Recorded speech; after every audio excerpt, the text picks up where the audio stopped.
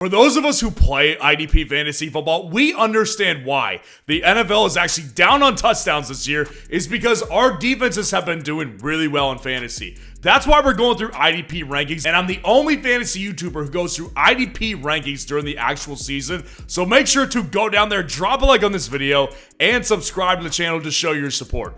Now, dropping out to our first tier right here, we've got Robert Spillane of the Las Vegas Raiders. This dude has been really good. He's been the bright spot on this Las Vegas Raiders defense. As unhealthy and banged up as Max Crosby and Christian Wilkins have been on the defensive line, Robert Spillane has been great. I mean, Robert Spillane is the tackling artist over there, and realistically, like, he's done well all season long, and he actually did really well last year for the Las Vegas Raiders. Now, I think this matchup against the Browns at home in Las Vegas is just in a situation where if you actually watch the Browns as a team, they can't move the ball any other way. Deshaun Watson sucks. He sucks at football. So it's like you can't really move the ball consistently with the pass. So you're going to have to run, and that's where Robert Spillane is going to be there, clog up holes against Jerome Ford, whether it's Deonta Foreman. I don't really care. Robert Spillane's all over it. That's why he's averaging more than 7 tackles per game, and he's averaging 19 fantasy points per game. Now, dropping down to number 2, Zach Bond of the Philadelphia Eagles here. They're taking on the Tampa Bay Buccaneers in Tampa this week. So obviously with Zach Bond, he's been realistically better than, he's been better than Spillane as far as fantasy points gained, and he's averaging more tackles than Robert Spillane is as well. 9 tackles a game for Zach Bond so far with this Philadelphia Eagles defense. And again, he's kind of been really the lone bright spot for this Eagles defense, who's been really disappointing this year. Now with Zach Bond, 19.5 fantasy points per game, I don't know how I feel about this matchup against Tampa, to be honest with you, because Tampa, really, I don't think they're going to run the ball a ton. They just haven't had much success doing it. They're having more success passing the ball. So I don't know how many times Zach Bond's going to be able to stuff the run, but luckily Zach Bond is athletic enough to kind of move around and roam a little bit in the middle of the field. So if there's over the middle of the field passes like to Chris Godwin, Zach Bond's going to be all over it. So at number 2 here, very comfortably is Zach Bond. Number 3, Aiden Hutchinson, having a Defensive Player of the Year campaign right now. That's what he's doing. Aiden Hutchinson, 7 sacks. 7 sacks for the Detroit Lions through 3 games. That's more than 2 sacks per game. Aiden Hutchinson's been an absolute baller this year so far. They're taking on the Seahawks at home on Monday night.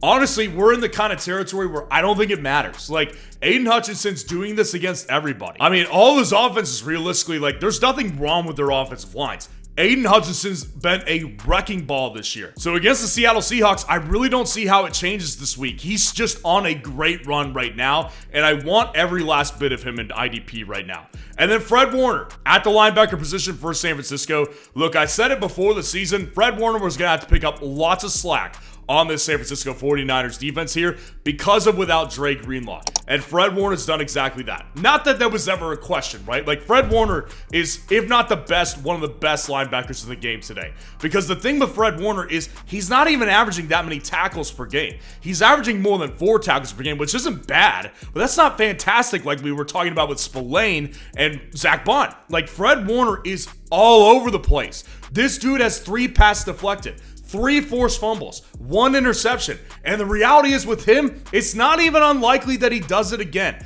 Versus the Patriots here, who just got ripped apart by the Jets defense, and Ramondre is very fumble-proof. He's not fumble-proof, I should say. Fred Warner's going to be fine this week, and that's why he's inside tier 1 right now. Now, dropping out to our next tier, Nick Bolton has his breakout game. I was rooting for this one a lot during the offseason, and he finally had the breakout game at Atlanta on Sunday night. Now, Nick Bolton here, I do like the prospects of him doing a very similar thing against the Los Angeles Chargers, because the reality is that the Chargers are run first. And with or without Justin Herbert, they're going to run the ball. But obviously, if it's without Justin Herbert, it just limits what this offense can do overall. And Nick Bolton's been an animal so far. Really, it was just that one game, but I think it was a breakout party. That's how I'm taking it. So I think that 13.6 fantasy points per game number jumps up another couple points this week, because I think he's in line for another good performance in IDP fantasy football. Now, dropping down to number 6, Andrew Van Ginkel of the Minnesota Vikings here, taking on the Green Bay Packers in Green Bay this week. Now, with Van Ginkel, he's been really good as well. Like really the whole Vikings defense has been absolutely fantastic so far this year. But Andrew Van Ginkel is averaging, again, less than 4 tackles per game. He's got 3 sacks this year, and he's just kind of been a little bit of everywhere. 2 passes deflected and 1 interception for the Vikings. This is just a perfect fit for that Brian Flores system that he's running in Minnesota right now. 17.4 fantasy points per game is no joke when you average it out through those 3 weeks and what he was actually doing on a per game basis. So against the Green Bay Packers here, that's a great offense over there, whether it's Jordan Love or with Malik Willis. They're not mistake prone, so I wonder about the turnover potential in this game, but I just think that he's everywhere, and it's going to be another good week for him. And then number 7, rounding out the tier, Jermaine Pratt, Cincinnati Bengals linebacker. He's been better than Logan Wilson. Jermaine Pratt is, again, he's having to do a lot of cleanup duties for the Bengals' bad defense. I mean, the Bengals' defense is atrocious. So he's got 5 tackles per game and 7 assisted tackles per game. He's all over the place. That's really what he has to rely on, again, because he's doing a lot of cleanup duties on this defense. That's leading him to 18.8 fantasy points per game. Now, the matchup against the Panthers here, it's not bad, but I wouldn't say, it's a good matchup, but I don't think the Bengals defense is anything special to the point where we could count on turnovers from someone like Jermaine Pratt against the Panthers. Panthers looked much better last week with Andy Dalton, and it's a revenge game narrative. So Jermaine Pratt, I think he does well because he's just playing cleanup, but I think that he's going to be limited as far as getting turnovers for basically the entire year. So if he has a couple games where tackles get away from him, that number is going to drop. Dropping down to our next tier, Roquan Smith is at number 8. Versus the Buffalo Bills this week, Roquan Smith has been really good. I mean, without Patrick Queen on the other side of him, he's been doing really well in fantasy. 5 tackles per game, over 4.5 assisted tackles. The problem with Roquan is that he's not as athletic as Patrick Queen is, to where he's going to be all over the field at once, right? That's why Roquan Smith is kind of dependent on his tackles here. Now, against the Bills, I do think it's a good matchup here because James Cook probably will run the ball quite a bit, and Roquan Smith's going to be able to plug that hole. But the problem, again, is if Josh Allen rolls out and if he's looking over the middle of the field, Roquan's just not as athletic. He's not a sideline-to-sideline linebacker to where he's going to be able to track where the ball is at all times. So Roquan Smith, that's my issue here with him, and that's why he's just going to be consistently a little lower in these rankings than maybe some people would like to. Now, we've got some good pass rushers here. TJ Watt and Byron Young of the Los Angeles Rams. TJ Watt has been, his sack per game is what TJ Watt's doing right now. So, it's not typical great TJ Watt or anything like that, but TJ Watt's been really good in fantasy. Again, he's reliant on sacks. He's not averaging many tackles per game, but the reality is that with TJ Watt, you can kind of count on a sack per game, and I think this matchup has upside for more because they're taking on the Colts, who have been really mistake prone, specifically Anthony Richardson. So the prospect that he gets a pass deflected or 2 pass deflected or a forced fumble in this game, this is a realistic situation very, very easily. And he gets a strip sack or something like that. Anything's in the possibility realm for TJ Watt because he's just been that good this year so far. And that's how mistake prone the Indianapolis Colts are. And with Byron Young, listen, Byron Young has actually been one of the lone bright spots on the Rams defense. He's actually doing decently well right now. Byron Young's coming into this game against the Chicago Bears, one of the worst, if not the worst, offensive lines in football. I think he actually has a multi-sack game. This is kind of my big shot call this week, where I do think that Byron Young has a big week as far as sacks go, because this offensive line is atrocious. They're not protecting Caleb, and they're throwing the ball so much that Byron Young's going to have opportunity after opportunity after opportunity to beat that tackle that he's going to be going up against. So I think Byron Young actually has a multi-sack week. Not certain on this one, but that's why it's a big shot call. But I'll tell you one thing I am certain of. Patrick Mahomes' line on underdog this week. It's at 0.5 total yards, so obviously he's going to hit that. You need to hit the higher on that. And if you haven't taken advantage of underdog yet, go down in the comments, use that link that's there, and when you use code FVEN to sign up for underdog and deposit at least $10, they'll match your first deposit 50% up to $1,000 of bonus cash, and you'll be able to take advantage of the free Patrick Mahomes line this week. Now, dropping out to our next tier, Eric Kendricks at number 11 here. Dallas Cowboys, I mean, listen, there's always good IDP players on bad defenses, and that's what we're looking at here with Eric Kendricks. Eric Kendricks is kind of all over the place for Dallas. Like, obviously, he's getting sacks, he's obviously getting tackles, and he's athletic enough to kind of move around the defense a little bit. But the reality is, like, this defense just isn't very good. That obviously doesn't matter all that much for IDP in a lot of circumstances. And against the Giants offense, I do think the matchup is actually pretty decent in this game. Brian Branch at number 12. First defensive back on this list right here. I think he's in line for a great week. Listen, with Brian Branch on that back end of Detroit, there's one lone bright spot here, and it is Brian Branch for certain. Brian Branch has been all over the place. 7 passes deflected through 3 games here. Obviously, he's got an interception because he's all around the ball, and he's just moving around everywhere. He's roaming. Over 5 tackles per game and 2 assisted tackles. 16.4 fantasy points per game. So against the Seahawks here, who I do believe may be a little bit more run heavy, depending on who their running back is, whether it's Kenneth or whether it's Charbonnet, I do think that Brian Branch this week is just going to continue his run of being around the ball at all times, because that's exactly how Detroit wants to play him right now on the defensive side of the ball. And then Alex Singleton, rounding out this tier at 13, taking on the New York Jets in New York this week. Alex Singleton's been okay. Like, he hasn't been bad, obviously, because he's still manning up the middle of that defense. Like, he's shoring up the middle of that defense here.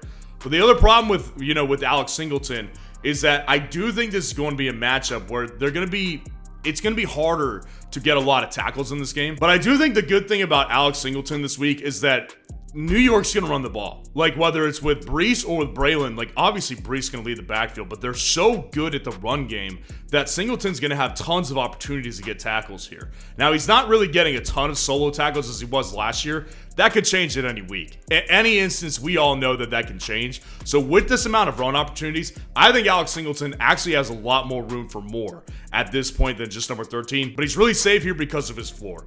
Dropping down to our next tier, Tyrann Mathieu at number 14. This is another bit of a big shot call. At the Atlanta Falcons this week, listen, Tyrann Mathieu has been one of several defensive backs on the New Orleans Saints that's done really well in fantasy in IDP so far.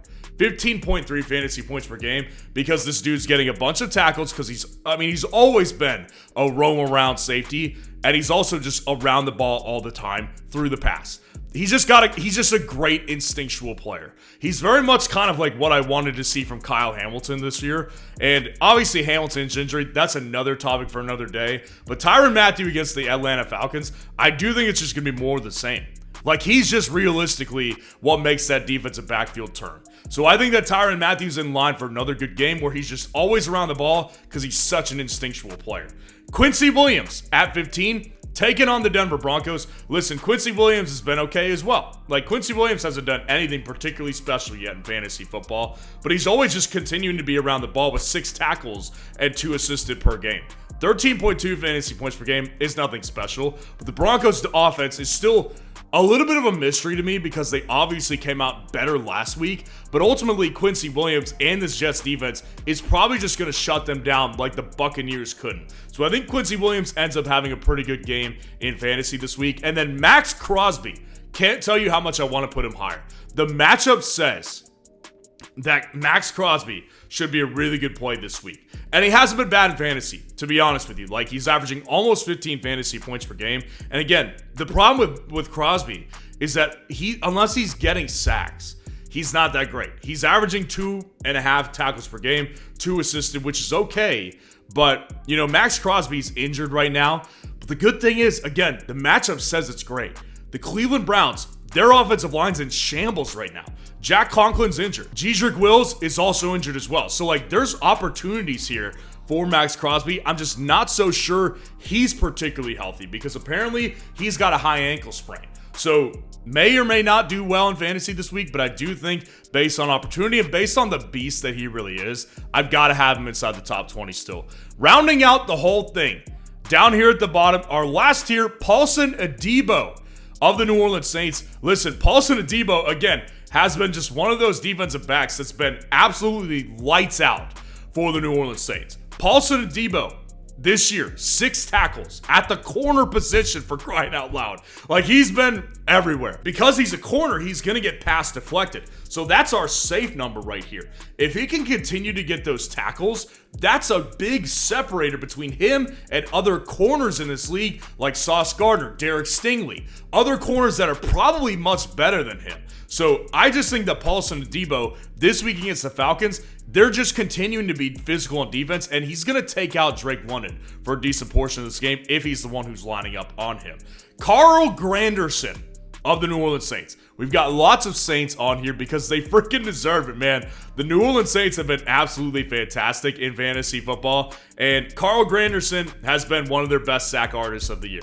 3 sacks this year, and he's averaging, again, very similar to Max Crosby numbers. Very similar to TJ Watt numbers. He's not getting a ton of tackles, so he needs these sacks. The good thing is that the Falcons have been a little bit susceptible to the pass rush of several teams this year.